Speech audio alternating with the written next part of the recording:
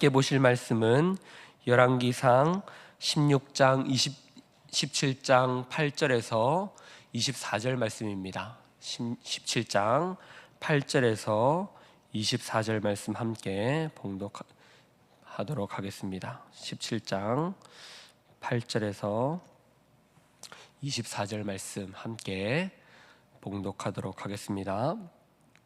여호와의 말씀이 엘리야에게 임하여 이르시되 너는 일어나 시돈에 속한 사르밧으로 가서 거기 머물라. 내가 그곳 과부에 명령하여 내게 음식을 주게 하였느니라. 그가 일어나 사르밧으로 가서 성문에 이를 때에 한 과부가 그곳에서 나뭇가지를 줍는지라. 이에 불러 이르되 청하건대 그릇에 물을 조금 가져다가 내가 마시게 하라. 그가 가지러 갈 때에 엘리야가 그를 불러 이르되 청하건대 내 손에 떡을 한 조각을 내게로 가져오라. 그가 이르되 당신의 하나님 여호와께서 살아계심을 두고 맹세하노니 나는 떡이 없고 다만 통가루 한 움큼에 병에 기름 조금뿐이라. 내가 나뭇가지 둘을 주어다가 나와 내 아들을 위하여 음식을 만들어 먹고 그 후에 죽으리라. 엘리야가 그에게 이르되 두려워하지 말고 가서 내 말대로 하려니와 먼저 그것으로 나를 위하여 작은 떡 한 개를 만들어 내게로 가져오고 그 후에 너와 내 아들을 위하여 만들라. 이스라엘의 하나님 여호와의 말씀이 나 여호와가 비를 지면에 내리는 날까지 그 통의 가루가 떨어지지 아니하고 그 병의 기름이 없어지지 아니하리라 하셨느니라. 그가 가서 엘리야의 말대로 하였더니 그와 엘리야와 그의 식구가 여러 날 먹었으나 여호와께서 엘리야를 통하여 하신 말씀같이 통의 가루가 떨어지지 아니하고 병의 기름이 아니하니라. 2일 후에 그 집 주인 되는 여인의 아들이 병들어 증세가 심히 위중하다가 숨이 끊어진지라. 여인이 엘리야에게 이르되 하나님의 사람이여 당신이 나와 더불어 무슨 상관이 있기로 내 죄를 생각나게 하고 또 내 아들을 죽게 하려고 내게 오셨나이까.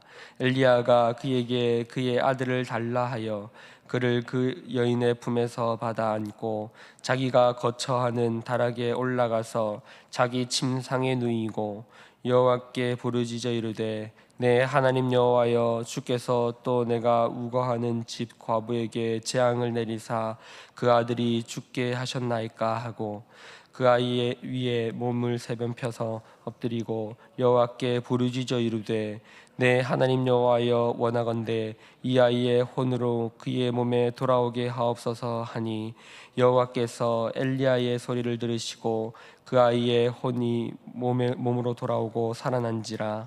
엘리야가 그 아이를 안고 다락에서 방으로 내려가서 그의 어머니에게 주며 이르되 보라 내 아들이 살아났느니라.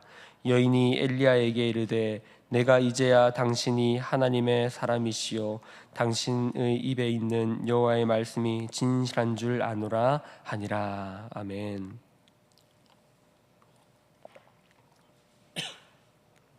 오늘 말씀은 엘리야에 대한 이야기, 또 엘리야에 대한 사건을 다루고 있습니다. 엘리야는 이스라엘 북왕국 이스라엘에서 가장 악하다고 평가되는 아합 왕이 다스리던 시기에 등장하게 되는 선지자입니다. 오늘 말씀을 볼 수 있듯이 엘리야는 탁월한 능력을 가지고 하나님께서 사용하시던 선지자였습니다. 오늘 본문에서도 말하고 있듯이 엘리야가 어떤 인물인지를 보여주고 있는 것입니다. 죄악이 가득하고 우상이 가득한 북이스라엘 가운데 하나님은 그 나라를 여전히 돌이키게 하기 위해서 이 엘리야라는 선지자를 세우고 준비하고 계십니다. 엘리야가 보여주는 모습은 선지자이며 하나님의 죄를 드러내는 그런 역할을 하고 있지만 동시에 하나님과 백성 사이에 중재자와 같은 역할을 한다는 것을 보여줍니다. 과부의 집에 머물어서 그 과부의 기근이 찾아와서 과부의 집에 어려움이 찾아왔을 때 그 과부의 집을 찾아가게 되고 그 과부의 집을 도와주게 됩니다. 그런데 아들이 죽게 되자 엘리야가 하나님께 간구하면서 그 아들을 살리게 되는 이러한 사건들을 오늘 본문을 통해서 보게 됩니다. 이 말씀은 우리도 하나님께 기도를 열심히 하면 죽었던 아들이 살아난다를 말하고 싶은 것이 아니라 엘리야가 지금 어떤 역할을 하고 있는지를 보여주는 겁니다. 그는 하나님이 사용하고 계시는 종이며 북이스라엘을 위하여 지금 하나님께서 그를 통하여서 회복시키시고 싶으신 그런 계획을 가지고 계시다라는 것을 보여주고 있으며, 그런 중재자의 역할을 하고 있는 것이 엘리야이다라는 것이죠. 엘리야를 통하여서 이 하는 일들, 이 놀라운 기적들, 이것은 결국 예수 그리스도가 오실 때에 온전히 이루어지는 일들입니다. 하나님이 이 엘리야를 통하여서 북이스라엘을 회복시키려고 하시지만 그 북이스라엘은 결국 온전히 회복되지 못하고 멸망하게 됩니다.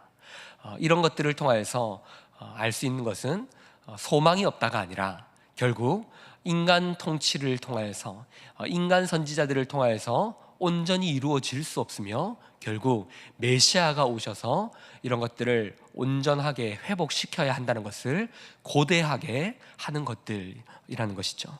이런 큰 그림 속에서 이런 이야기들을 우리는 이해할 필요가 있습니다.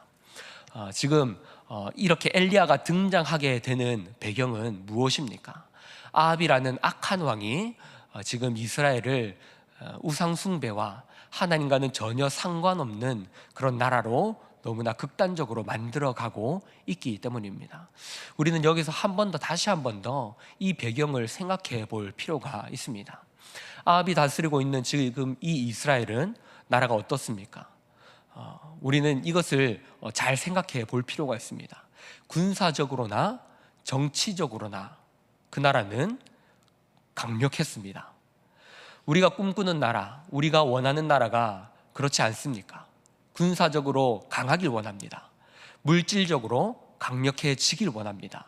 하지만 그 중심이 하나님께 벗어나서 그런 나라가 되는 것은 옳지 못하다라는 것을 우리는 기억해야 합니다. 아합은 정치적 외교적으로 나라가 강력해지기를 원하여서 시돈 왕의 엣바알의 딸이었던 이세벨을 아내로 맞이하게 됩니다. 이세벨을 아내로 드린 것은 정치적으로는 좋은 선택이었을지 모르겠으나 그로 인하여 이스라엘은 바알을 숭배하는 것이 아주 국가적인 종교가 되어버리고 온 백성들이 우상 숭배를 하도록 만드는 아주 죄악된 일들이 펼쳐지게 되는 것을 보게 됩니다. 엣바알의 딸이라는 그 이름처럼 바알을 아주 열심히 숭배하는 나라가 되어버리고 그것을 통하여서 더욱더 자신의 나라가 강력해지기를 바랬던 것입니다. 그들은 신을 섬긴다는 것이 단순히 나라를 위해서 그 신을 섬기는 것에 불과했던 것입니다. 이방 나라가 잘 사는데 그 나라가 섬기는 신을 섬기면 우리나라도 잘 살 수 있을 것이다, 이런 생각에 불과했던 것이죠. 하나님을 수많은 우상들 중에 하나로 만들어버리는 그런 하나님으로 전락시켜버리는 그런 짓을 지금 하고 있는 것입니다. 사랑하는 성도 여러분, 이런 이야기들이 주는 메시지는 우리가 우리의 모습을 돌아보며 우리도 그런 잘못된 신앙을 가지고 있지는 않은지 경고하고 있는 것입니다. 우리에게 그런 경고를 주고 있는 것입니다. 우리가 하나님을 섬길 때에 나를 위하여 하나님을 섬기는 것인지 하나님의 뜻이 이루어지기 위하여 하나님을 섬기고 있는지 우리는 그것을 잘 생각해 보아야 합니다. 하나님을 섬긴다라고 말을 하면서도 마치 아합처럼 우리가 잘 살려면 하나님을 잘 섬겨야 합니다 라고 말하고 있진 않은지, 우리가 잘 살기 위해서는 하나님을 잘 섬기는 것이 아니라 이제는 하나님보다 저 이방에서 바알을 숭배하였더니 잘 삽니다. 우리가 잘 살기 위해서는 이젠 하나님만 잘 섬기는 것이 아니라 바알도 잘 섬겨야 합니다로 가기까지, 우상을 숭배하기까지, 하나님을 섬기는 것이 아니라 나를 위하여서 하나님을 섬기고 있는 그런 식의 신앙을 가지고 있지는 않은지 우리는 우리의 모습을 돌아보아야 하는 것입니다. 이것을 잘 분별해야 합니다. 하나님을 섬겨서 복을 받는 것, 이것은 복된 일이죠. 하지만 하나님을 섬길 때에 우리의 삶 가운데 물질적인 복이 없을 수도 있습니다. 우리의 삶 가운데 고난이 찾아올 수도 있습니다. 그것은 하나님을 잘 섬기지 못하여서 이루어지는 일들이 아니라 하나님을 잘 섬기기에 하나님이 허락하시는 훈련들입니다. 하지만 그것들을 이해하지 못하여서 우리가 지금 이러한 처지에 처한 것은 신을 잘못 섬기기 때문에 그렇습니다. 하나님을 잘 섬기지 못하여서 그렇습니다. 아니면 우리가 하나님만 섬기는 것은 부족합니다. 우리가 이방 나라들처럼 바알을 더욱더 잘 섬겨야 합니다 라는 식으로 빠져서는 안 된다는 것이죠. 무슨 말입니까? 다시 이 말씀을 정리해 보면 우리가 우리의 현실이 고난이 있느냐 고난이 없느냐가 중요한 것이 아니라, 우리의 현실이 힘드냐 힘들지 않느냐가 중요한 것이 아니라, 우리의 현실이 하나님이 중심이냐 그렇지 않느냐가 중요하다라는 것입니다. 그렇게 될 때에, 우리의 중심 가운데 하나님이 계실 때에 고난이 해석되게 됩니다. 왜 우리는 이러한 고난과 이러한 현실들을 겪어야 하는지가 해석되게 됩니다. 하나님이 중심에 계시지 않으면 그런 어려운 일들이, 그런 고난의 일들이 해석되지 아니하고, 그것들은 하나님이 주신 훈련이 아니라 우리가 하나님을 잘 섬기지 못하였기 때문에 받는 벌로서만 이해되게 되고, 또한 하나님을 잘 섬기지 못하였거나 아니면 우리가 다른 신을 찾게 만들어버리는 그런 잘못된 숭배를 하게 만드는 일들이 되어버리게 된다는 것이죠. 하나님은 우리에게 고난을 통하여서 하나님을 알아가게 하십니다.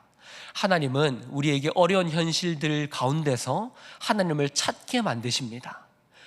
그런 일들이 단순하게 하나님을 잘못 섬겨서 받는 모든 것이 벌로만 이해되는 것이 아니라, 우리는 그런 일들을 받을 때, 어려운 일들을 겪게 될 때에 우리는 하나님을 우리의 중심에 모셔서 하나님을 더욱더 찾아야 한다는 것을 기억해야 합니다.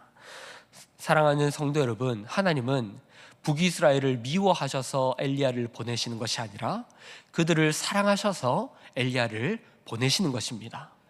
그들이 잘못된 길을 걸어가고 있을 때 그들이 돌아오기를 바라시며 그들을 위하여서 엘리야를 보내고 계시는 것입니다. 하나님께서 그들에게 기근을 주시지만 한 과부가 어려움을 당할 때에 그들을 불쌍히 여기시며 엘리야를 통하여 기적들을 베풀어 주십니다. 이 이야기들처럼 하나님은, 하나님의 뜻은 어려움을 당하여서 그들이 망하기를 원하는 것이 아니라 그 어려움 가운데 그들이 돌이켜서 깨달아서 돌아오기를 원하시고 계신다는 것을 우리는 기억해야 합니다.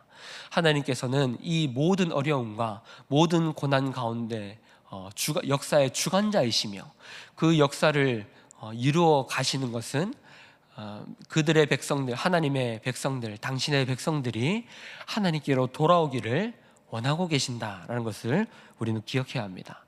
단순하게 잘못하면 하나님께서 벌을 주시고 잘하면 복을 주신다로만 하나님을 이해하는 것이 아니라, 하나님의 그 뜻은, 그 하나님의 중심은 자신의 백성을 향한 사랑이 있으며 그들을 향하여서 돌아오길 바라는 간절한 아버지의 마음이 있다는 것을 우리는 기억해야 됩니다.